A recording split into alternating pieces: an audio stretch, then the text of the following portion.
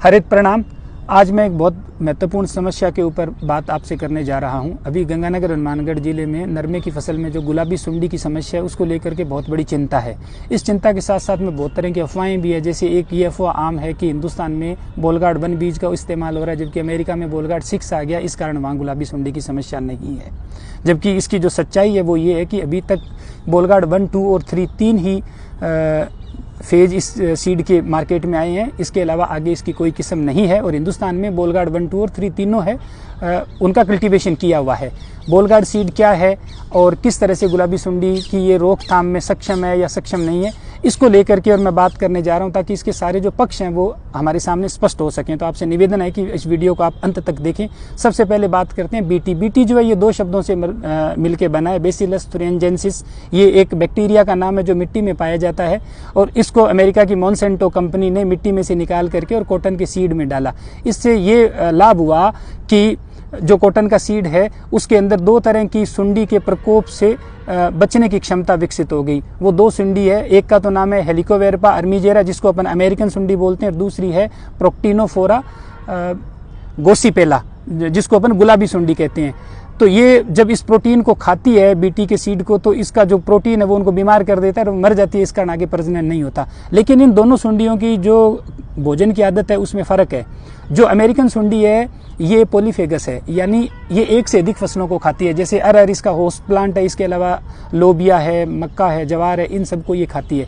इस कारण इसमें बीटी के प्रति जो प्रतिरोधक क्षमता है वो विकसित नहीं हुई। लेकिन जो गुलाबी सुंडी है वो मोनोफेगस है, यानी ये मुख्यतया कपास को ही खाती है।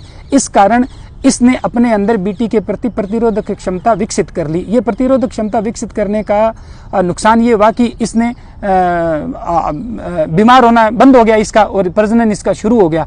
पहली बार 2009 में गुलाबी सुंडी का प्रकोप है वो गुजरात के अमरेली और आसपास के जिलों में सामने आया था। तब 2010 में मॉन्सेंटो ने ये कहा था कि जो बोलगार्ड 1 सीड है उसमें गुलाबी सुंडी के प्रकोप की समस्या है, इसलिए आप बोलगार्ड 2 का इस्तेमाल करें। हिंदुस्तान में बोलगार्ड 1 को अनुमति मिली थी 2002 में और 2005-06 में बोलगार्ड 2 को अनुमति मिल गई। बोलगार्ड 1 का मतलब है कि उसमें बीटी का 1 जीन होता है, क्राई 1AC, और बोलगार्ड 2 का मतलब इसमें बीटी के 2 जीन, क्राई 1AC और क्राई 2AB, ये इसमें जीन होते हैं। लेकिन 2015-16 में गुजरात और इसके अलावा तेलंगाना, महाराष्ट्र वगैरह इनमें फिर से गुलाबी सुंडी का प्रकोप देखा गया। 2018-19 में पंजाब में देखा गया और इस बार भयंकर प्रकोप है अपने गंगानगर हनुमानगढ़ जिले में।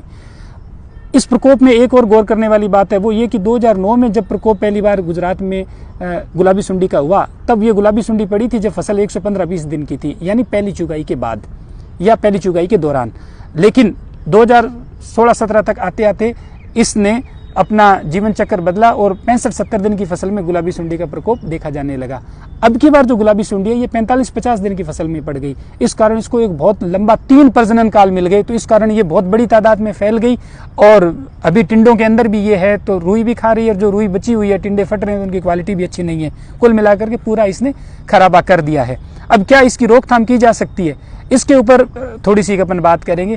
बोलगार्ड का मतलब ये होता है कि बॉल वॉर्म से ये बना है। बॉल का मतलब सुंडी और गार्ड का मतलब बचाने वाला। तो पहला जो आया सीड बोलगार्ड 1 उसमें 1 जीन था, बोलगार्ड 2 में 2 जीन थे। उसके बाद में 2015-16 में बोलगार्ड 3 आ गया।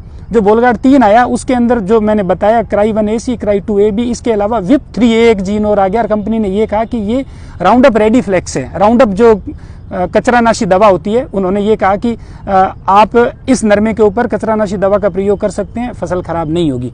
साथ ही उन्होंने ये कहा कि जो अमेरिकन सुंडी है उससे भी सुरक्षा है, ये मजबूत हुई है। लेकिन उसमें मैं पढ़ रहा था ऑस्ट्रेलिया में जब 15-16 में इन्होंने अप्लाई किया स्वीकृति के लिए, तो उसमें कहीं ये नहीं लिखा हुआ था कि ये गुलाबी सुंडी है उससे सुरक्षा के लिए भी प्रभावी है। हालांकि 2002-03 में जब इसको हिंदुस्तान में शुरू किया गया था तब ये कहा गया था कि ये अमेरिकन और गुलाबी सुंडी दोनों के खिलाफ प्रभावी है, और ये प्रभावी था। लेकिन जैसा कि मैंने बताया गुलाबी सुंडी ने अपनी प्रतिरोधक क्षमता विकसित कर ली और उस क्षमता के तोड़ के रूप में इसमें नया कोई सुधार है ऐसी बात ना तो बोलगार्ड 2 में अलग से कोई कही गई और बोलगार्ड 3 में भी इसके बारे में कोई अलग से बात नहीं की गई है। 2018-19 में मॉन्सेंटो ने हिंदुस्तान में अप्लाई किया बोलगार्ड 3 की स्वीकृति के लिए, जो कि भारत सरकार ने दी नहीं। उसके बाद में बायर कंपनी ने मॉन्सेंटो को खरीद लिया और अभी नवंबर 2022 में बायर कंपनी ने फिर आवेदन किया है Bollgard 2 round up ready flex की स्वीकृति के लिए। ये मतलब कि बोलगार्ड 2 है, उसके अंदर कचरानाशी दवा का भी आप प्रयोग करोगे तो फसल खराब नहीं होगी। उसमें ये चीज़ ऐड उन्होंने की है, उसको अभी स्वीकृति नहीं मिली है, बोलगार्ड जो 2 RRF है उसको। और अब कुल मिलाकर के समझने की बात यह है कि बीटी के जो 3 बीज मौजूद है, उन तीनों बीजों में कंपनी अलग से ये बात नहीं कह रही है कि उनमें गुलाबी सुंडी जो अभी पड़ी हुई है उसकी रोकथाम के लिए उनमें कोई इस तरह का प्रभावी कोई बायोटेक्नोलॉजिकल इंटरवेंशन है।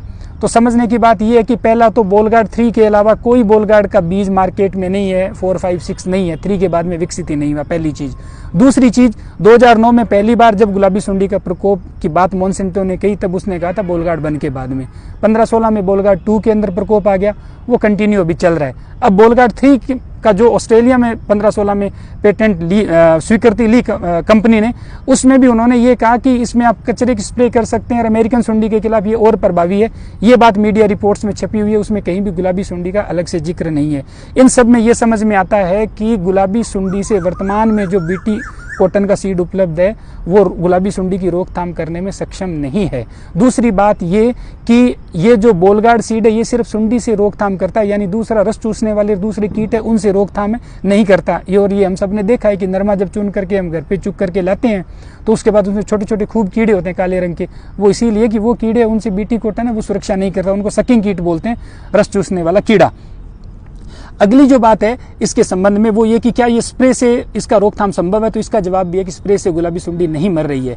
पिछले साल एक प्रयोग भारत सरकार का जो कृषि मंत्रालय उसके मातहत एक एजेंसी ने किया, उसने क्या किया कि जो फेरोमोन ट्रैप होते हैं जिसमें हार्मोन ऐसे स्रावित होते हैं कि जो ये सुंडी जब मैच्योर होती है तो ये पतंगा बन जाती है जिसको अपन फिड़कला बोलते हैं। तब ये मेटिंग करने के लिए जब टकराता है तो मादा जो हार्मोन जो छोड़ती है सेम उस खुशबू का हार्मोन कैप्सूल के फॉर्म में लगा दिया जाता है, वो उसके टकराता है और थैले में गिर जाता है। इसको फेरोमोन ट्रैप बोलते हैं। तो उसके जरिए ये पाया गया पिछले साल एक स्टडी में कि 25% फसल है उसकी पैदावार में वृद्धि हुई है, क्योंकि 7 से 10 दिन का इसका जो चक्र होता है प्रजनन का वो इससे बाधित हो जाता है। तो ये एक जरिया है। इसके लिए 2 तरह के फेरोमोन ट्रैप मार्केट में उपलब्ध है, एक तो पीबी नोट और दूसरा स्प्लेट। तो एक तो ये जरिया है, दूसरा जरिया ये है कि हम कई साल तक बीटी कॉटन है उसका कल्टीवेशन ही नहीं करें जब तक कि कोई दूसरा इसका बायोटेक्नोलॉजिकल इंटरवेंशन के जरिए नया बीटी सीड ऐसा नहीं आ जाए जिसमें ये बात साफ साफ रूप से कही गई हो कि ये गुलाबी सुंडी से रोकथाम में सक्षम है। वरना ये एक बड़ी चुनौती है इस पूरे इलाके के लिए, जिसके आर्थिक और पर्यावरणीय बहुत तरह के इसके जो नुकसान है वो भी हैं। तो एक तो कोई अलग से बीज बोलगार्ड 3 के अलावा नहीं है। भारत में बोलगार्ड 3 है, उसको गैरकानूनी रूप से ऑनलाइन परचेज करके कुछ लोगों ने बोया है, ऐसी खबरें आ रही है, वो गलत है, कृपया ऐसा न करें। और वो गुलाबी सुंडी से रोकथाम में सक्षम है, इसका कोई भी किसी तरह का प्रमाण अभी उपलब्ध नहीं है। दूसरी बात यह कि हम खेत में कुछ इंटरवेंशन करें, जैसे हम साथ में बाजरा बो सकते हैं तो पक्षी आकर्षित हो सकते हैं, वो कुछ लटों को कम करेंगे, खेत के चारों तरफ खेजड़ी और दूसरे पेड़ अधिकाधिक संख्या में लगाएं जो भूमि की उत्पादन क्षमता को भी बढ़ाएं और साथ में पक्षियों का आश्रय स्थल बने। तो इन इंटरवेंशन के जरिए भी हम ठीक कर सकते हैं। तो मैं उम्मीद करता हूं कि बीटी कॉटन में जो गुलाबी सुंडी की समस्या इसको लेकर के और जो शंकाएं हैं उनका मैं समाधान कर पाया हूं। अगर ये वीडियो अच्छा लगे तो कृपया आप इसे आगे भी शेयर करें। थैंक यू, हरित प्रणाम।